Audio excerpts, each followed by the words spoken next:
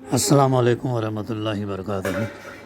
اعوذ باللہ من الشیطان الرجیم، بسم اللہ الرحمن الرحیم۔ یقول اہلکت مالا لبدا ایحسب ان لم یرہ احد الم نجعل لہ عینین ولسانا وشفتین وہدیناہ النجدین فلاقتحم العقبہ وما ادراک ما العقبہ۔ صدق اللہ العلی العظیم۔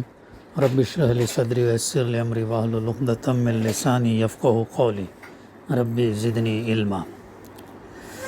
کہتا ہے کہ میں نے ڈھیروں مال اڑا دیا۔ کیا وہ سمجھتا ہے کہ کسی نے اس کو نہیں دیکھا؟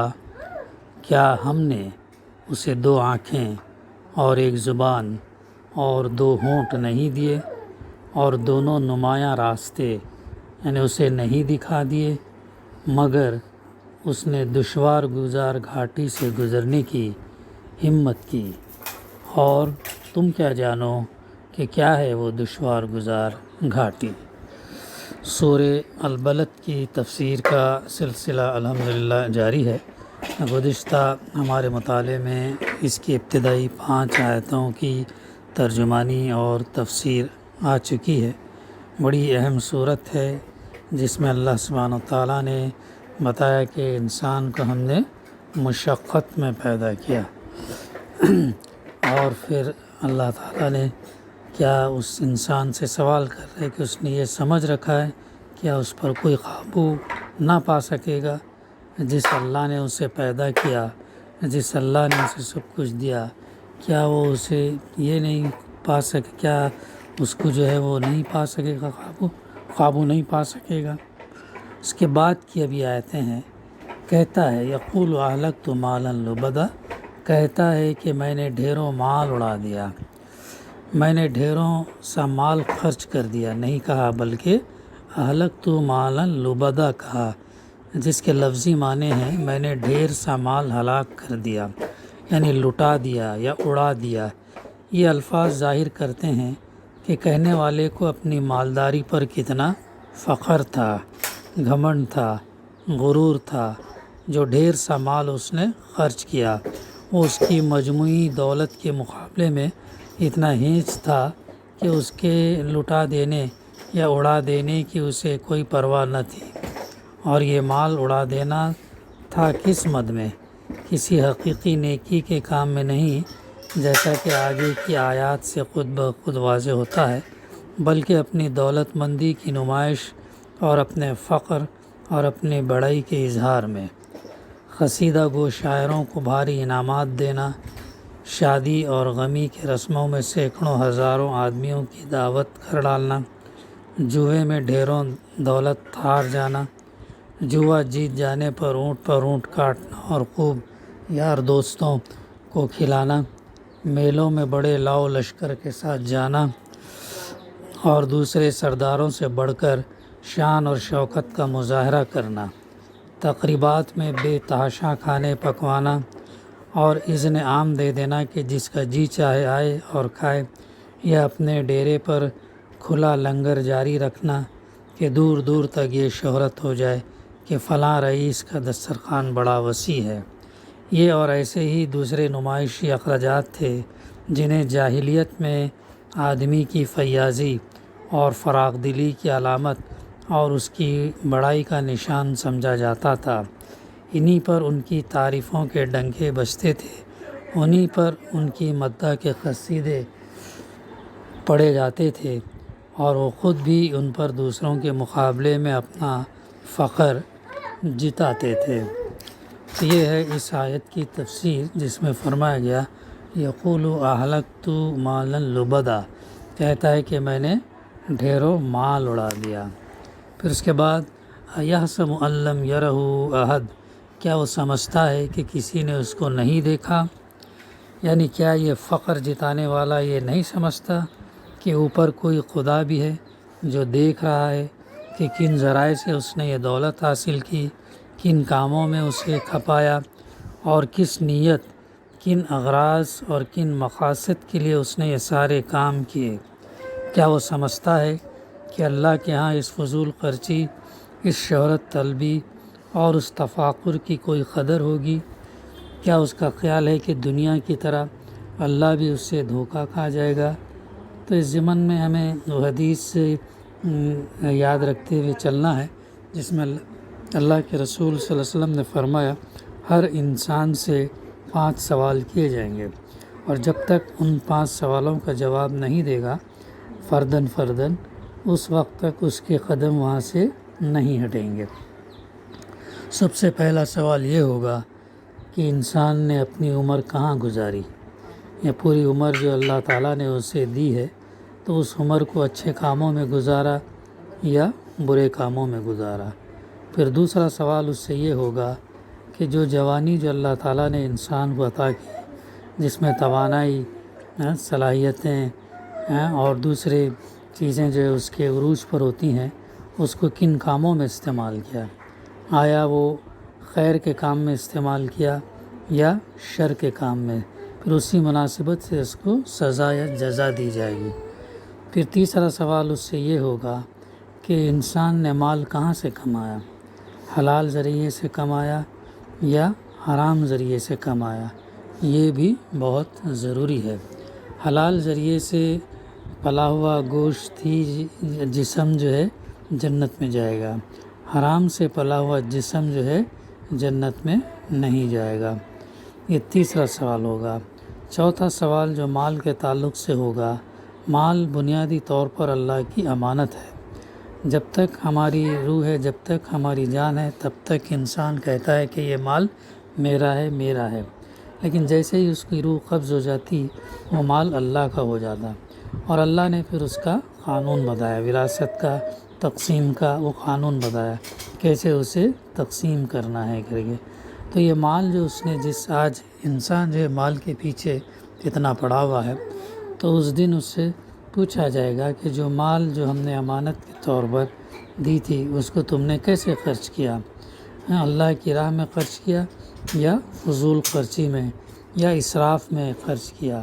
بہت امپورٹنٹ ہے یہ، حالانکہ نصیب میں جتنا ملنا ہے اتنا ہی ملے گا، لیکن سوال ہوگا کہ تم نے تمہارا جو مال تم اپنا کہتے وہ کیسے خرچ کیا؟ تو اس کا جواب دینا ہوگا۔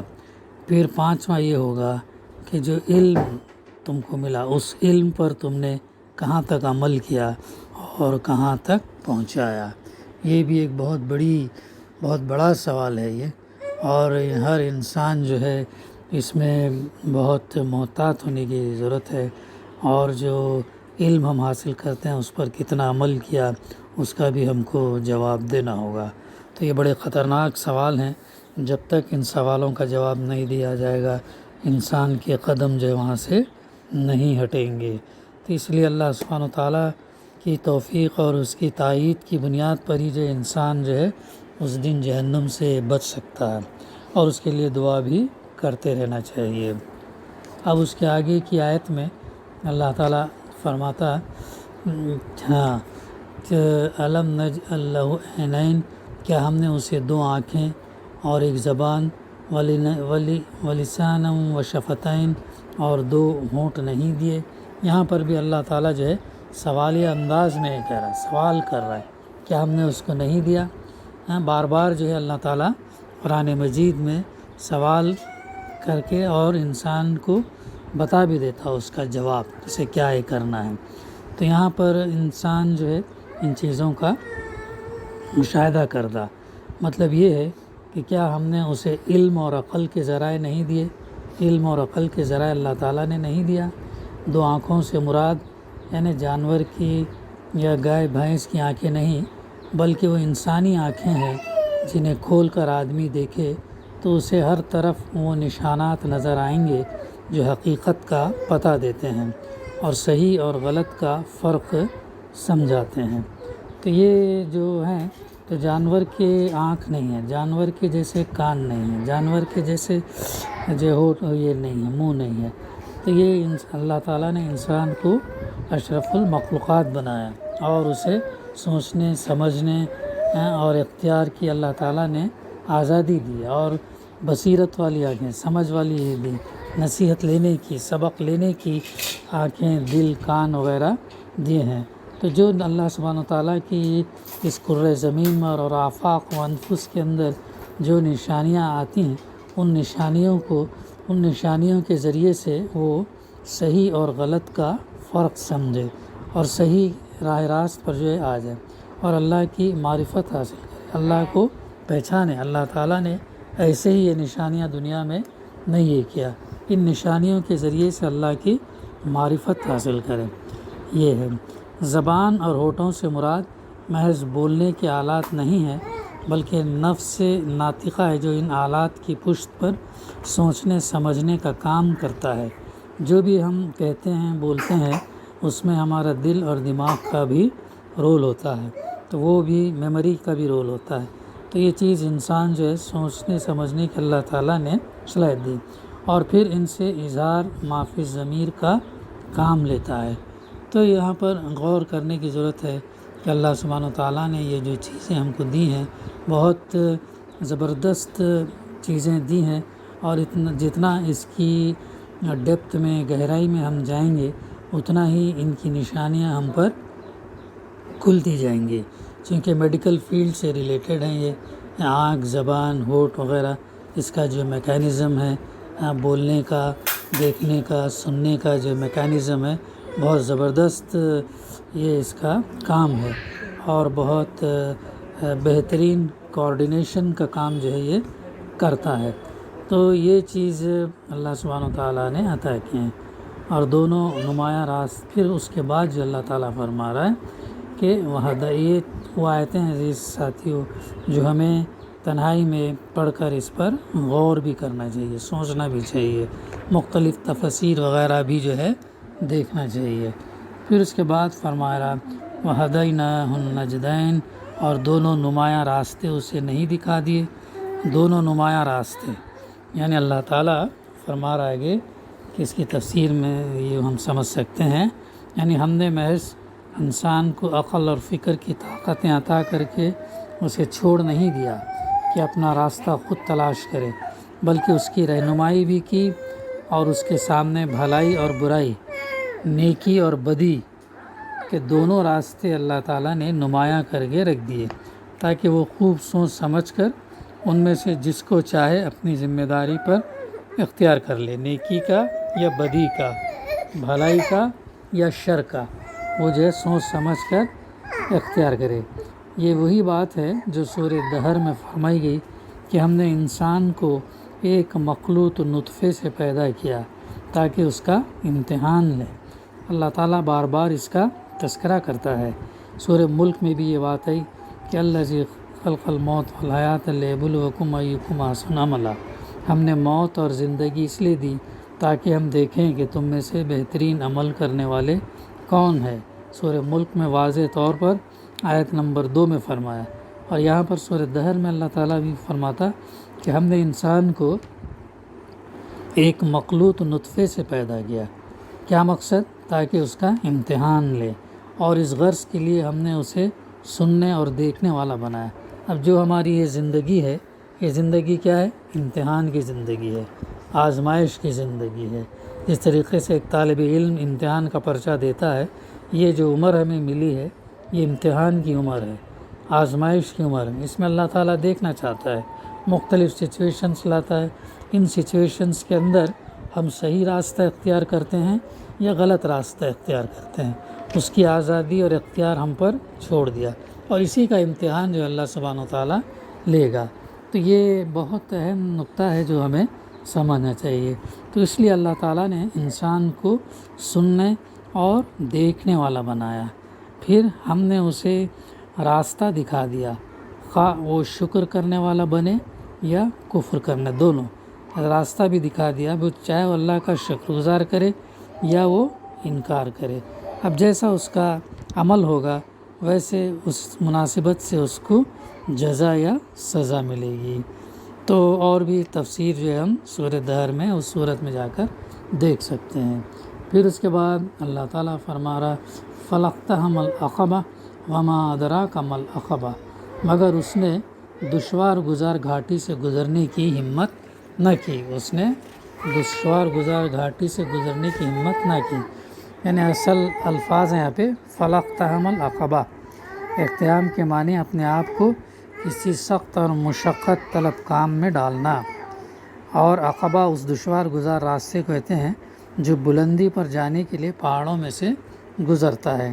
بس آیت کا مطلب یہ ہے کہ دو راستے جو ہم نے اسے دکھائے ان میں سے ایک بلندی کی طرف جاتا ہے مگر مشقت طلب اور دشوار گزار ہے، اس میں آدمی کو اپنے نفس اور اس کی خواہشوں سے اور شیطان کی ترغیبات سے لڑ کر چلنا پڑتا ہے۔ دشوار گزار گھاٹی میں اسے اپنے نفس سے شیطان کی ترغیبات سے لڑ کر چلنا پڑتا ہے۔ دوسرا آسان راستہ جو کھڈوں میں اترتا ہے مگر اسے پستی کی طرف جانے کے لیے کسی محنت کی ضرورت نہیں پڑتی، بلکہ بس اسے اپنے نفس کی باگیں ڈھیلی چھوڑ دینا کافی ہے، پھر آدمی خود نشیب کی طرف لڑکتا چلا جاتا ہے۔ اب یہ آدمی جس کو ہم نے دونوں راستے دکھا دیے تھے، اس نے ان میں سے پستی کی طرف یعنی ڈھلکنے والے راستے کو اختیار کیا، اس کے مقابلے میں مشقت والے راستے کو چھوڑ دیا جو بلندی کی طرف جاتا ہے، مشکل والے کو چھوڑ دیا جو بلندی کی طرف جاتا ہے۔ اسی لیے جو فرمانا ہم نے انسان کو مشقت میں تکلیف میں پیدا کیا، اور یہ چڑھنے والا راستہ مشکل والا راستہ، اس کو چھوڑ کر اگر آسان راستہ گناہ کا راستہ اختیار کرتا تو خسارہ ہے۔ تو اس مثال کے ذریعے سے اللہ سبحانہ و تعالیٰ نے سمجھایا ہے کہ جو ہے اس نے دشوار گزار گھاٹی سے گزرنے کی ہمت نہ کی۔ آگے انشاءاللہ اور بھی اس کے ضمن میں باتیں، دعا ہے کہ اللہ سبحانہ و تعالیٰ ہمیں کہنے سننے سے زیادہ عمل کرنے کی توفیق عطا فرمائے۔ ربنا تقبل منا انک انت السمیع العلیم وتب علینا انک انت التواب الرحیم۔ صلی اللہ تعالیٰ علی خیر خلقہ وعلی آلہ وصحبہ اجمعین۔ الحمد للہ رب العالمین۔